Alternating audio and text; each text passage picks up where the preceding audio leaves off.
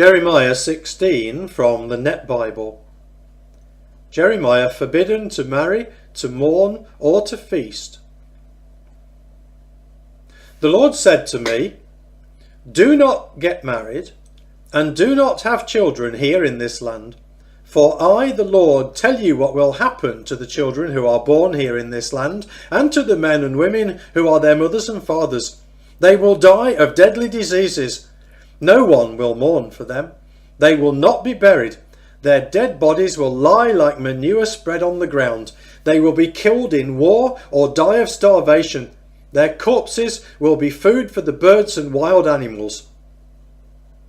Moreover, I, the Lord, tell you, do not go into a house where they are having a funeral meal. Do not go there to mourn and express your sorrow for them. For I have stopped showing them my good favour, my love and my compassion. I, the Lord, so affirm it. Rich and poor alike will die in this land. They will not be buried or mourned. People will not cut their bodies or shave off their hair to show their grief for them. No one will take any food to those who mourn for the dead to comfort them. No one will give them any wine to drink to console them for the loss of their father or mother. Do not go to a house where people are feasting and sit down to eat and drink with them either. For I, the Lord God of Israel, who rules over all, tell you what will happen. I will put an end to the sounds of joy and gladness, to the glad celebration of brides and grooms in this land. You and the rest of the people will live to see this happen." The Lord promises exile, but also restoration. When you tell these people about all this, they will undoubtedly ask you, "Why has the Lord threatened us with such great disaster? What wrong have we done? What sin have we done to offend the Lord our God?" Then tell them that the Lord says, "It is because your ancestors rejected me and paid allegiance to other gods. They have served them and worshipped them. But they have rejected me and not obeyed my law. And you have acted even more wickedly than your ancestors. Each one of you has followed the stubborn inclinations of your own wicked heart and not obeyed me.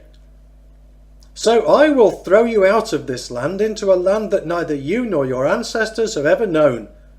There you must worship other gods day and night, for I will show you no mercy. Yet I, the Lord, say, a new time will certainly come.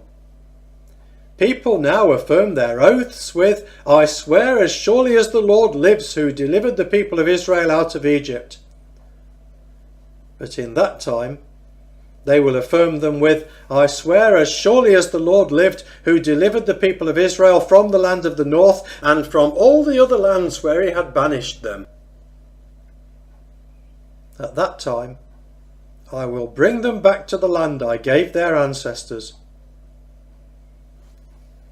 But for now, I, the Lord, say, I will send many enemies who will catch these people like fishermen. After that, I will send others who will hunt them out like hunters from all the mountains, all the hills, and the crevices in the rocks. For I see everything they do. Their wicked ways are not hidden from me. Their sin is not hidden away where I cannot see it. Before I restore them, I will punish them in full for their sins and the wrongs they have done. For they have polluted my land with the lifeless statues of their disgusting idols. They have filled the land I have claimed as my own with their detestable idols." Then I said, "Lord, you give me strength and protect me. You are the one I can run to for safety when I'm in trouble. Nations from all over the earth will come to you and say, 'Our ancestors had nothing but false gods, worthless idols that could not help them at all.' Can people make their own gods? No, what they make are not gods at all."